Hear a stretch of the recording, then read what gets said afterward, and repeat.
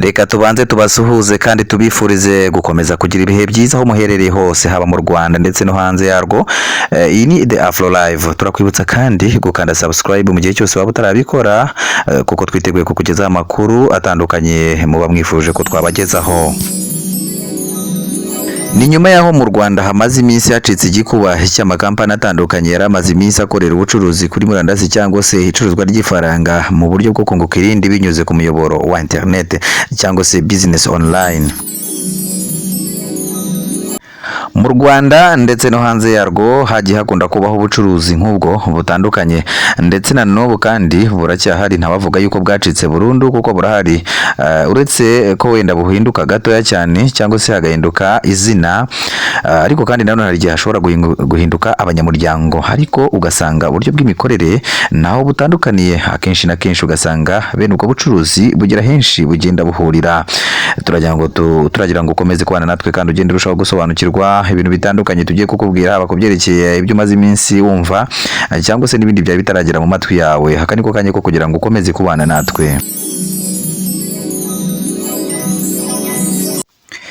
Reka tugaruke kuri STT cyangwa se Super Free to Trade na T8 cyangwa se Tata Online Business. Ibigo byari bimaze iminsi bikorera hano mu Rwanda, nyuma hakaza kubaho impinduka cyangwa se inkundura y'uburyo izi company zombi zagiye zigafungirana amafaranga y'abanyamuryango. Bamwe na bamwe bari bamaze iminsi baguwe neza cyangwa se barimo gushyira ubutunzi bwabo muri izi company. Ubundi izi company twavuga ko zamenyekanye cyane, zisa nkaho ziri mu bihe byazo byo kurunduka cyangwa se byo kuruburirwa irengero, ariko kandi zikaba ari company zabanje kubaka icyizere mu banyamuryango, ku buryo buri wese yaharaniraga kongera imigabane afitemo ari ntawe bimuhatiririje kugira ngo abashe kongera inyungu cyangwa se umusaruro mu bihe bizaza. Uko niko twagiye twakira amakuru ku bantu benshi bari muri izi company, cyangwa se abo zabashije kugiraho ingaruka, ariko kandi kano kanya tugufitiye amakuru utari warigeze wumva ndetse n'udushyashya turimo kugenda tuvuka nyuma aho zino company zifungiraniye imitungo myinshi itari mikeya y'abantu batandukanye muri iki gihugu cyacu cy'u Rwanda. Twagira ngo ukomeze kubana natwe uko turushaho kugenda tukwegera nawe twegera kandi udutega amatwi, niko turushaho kuguha inkuru nyazo. Ni nyuma y'agahe gato kandi ubwo ubuyobozi bwumvikanaga bubuza abantu benshi kubishoramo imari cyangwa se kujyana ubutunzi bwabo mo hano. Ni nyuma y'igihe gito kandi ubwo ubuyobozi bukuru bwa banki nkuru y'igihugu bwumvikanaga bubuza abantu gushoramo imari cyangwa se imigabane yabo, ariko kandi byateye urujijo cyane, aho nanone ibitangazamakuru byinshi byandigendaga bishima imikorere ya zino company, ndetse abenshi banatanga ubuhamya bagaragaza yuko abanyamuryango batandukanye bagendaga bajya mu bice bitandukanye by'igihugu bafasha abatishoboye, ariko kandi bigakorwa na bamwe bari bamaze kugira icyizere no company, ndetse banabona ko mu gihe gito ibintu byagombaga guhinduka.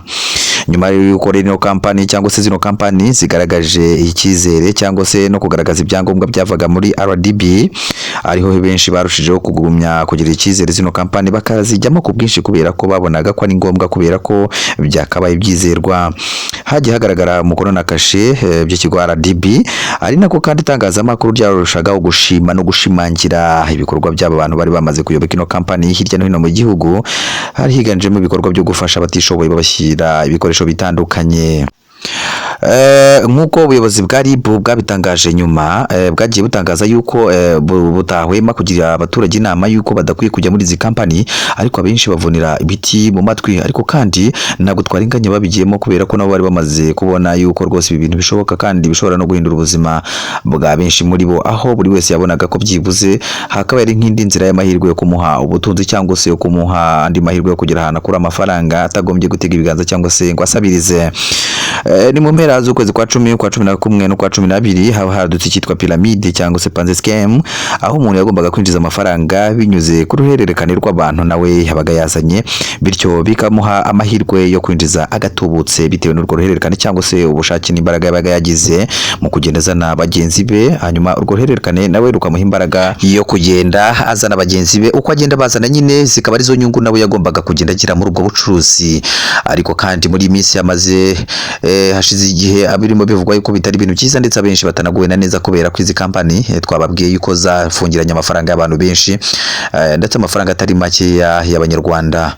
Ahangaha rero bikaba bitavugwaho rumwe ndetse mu buryo butandukanye cyangwa se ubundi bikaba birimo kugibwaho impaka ndetse ari ibintu birimo gutanga ikiganiro kigari cyane kitarimo gushira mu bantu kubera ibikorwa bimaze iminsi bigaragaye.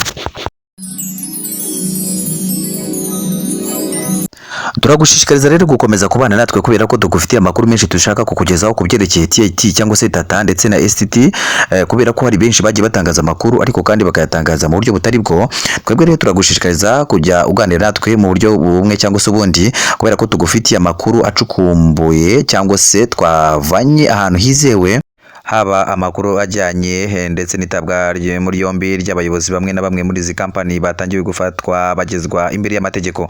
Hari n'andi makuru atandukanye dushobora kukugezaho. Cyo tugusaba ni ukomeza kubana natwe, urabeho kanze subscribe kugira ngo ibiganiro byacu tugiye kukugezaho muri iyi minsi hatazagira na kimwe kigucika mu gihe cyose waba ukifuje kugira andi makuru ukenera. Kubera impamvu z'igihe rero birashoboka yuko tugiye kujya tubaha ibiganiro mu byiciro cyangwa se mu maseri, kubera ko tubafitiye amakuru atandukanye haba kuri TIT ndetse na STT. Twakubwiye yuko usabwa gukora subscribe kugira ngo ukomeze kubana natwe tukugezaho update zijyanye na zino company. Reka tuzasubire ubutaha aho tuzaba turimo tukuzanira andi makuru yizewe cyangwa se yakorewe ubucukumbuzi. Cyo tugushishikariza no gukomeza kubana natwe, naho ubutaha turakwibutsa kandi nyine gukomeza gukora subscribe cyangwa se gukomeza gukurikirana ibiganiro byacu 5 kuri 5, hanyuma ugakurikirana ibiganiro ndetse n'izindi update twifuza kukugezaho haba kuri izi company cyangwa se n'ibindi bitandukanye. Naho ubutaha.